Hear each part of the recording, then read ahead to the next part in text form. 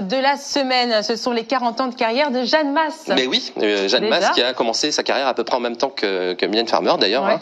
C'est une des plus grandes stars des années 80.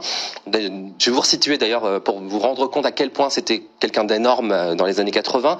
Son tout premier single sorti en 84 qui s'appelait Toute première fois, il s'est vendu jusqu'à 30 000 exemplaires par jour. Ah ouais. Par jour. Donc ça, au final, c'était 900 000 singles vendus. Incroyable. Son plus gros succès après, c'était En rouge et noir, évidemment, en 86, 700 000 exemplaires vendus.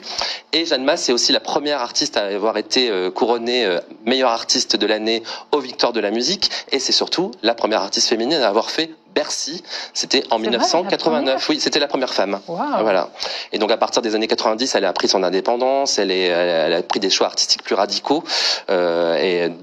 Elle n'empêche qu'il y a une communauté qui la suit toujours depuis ces années 80. Et elle fêtera ses 40 ans de carrière sur la scène du Casino de Paris les 15, 16 et 17 février. Et ça marche tellement bien qu'elle va revenir à Paris dans un an. Ce sera au Trianon du 27 février au 2 mars 2005. Et elle y interprétera évidemment quelques-uns de ses titres.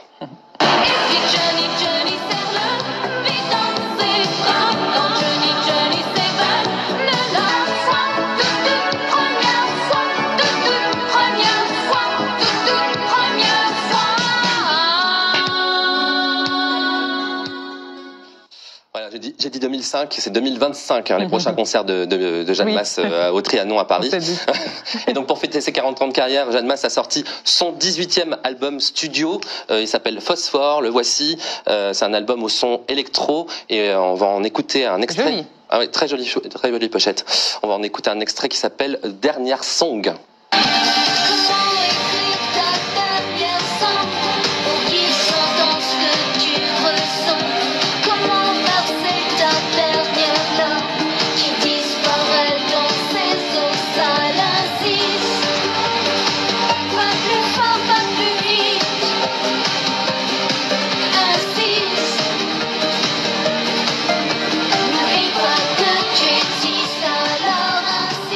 Toujours aussi belle. Hein.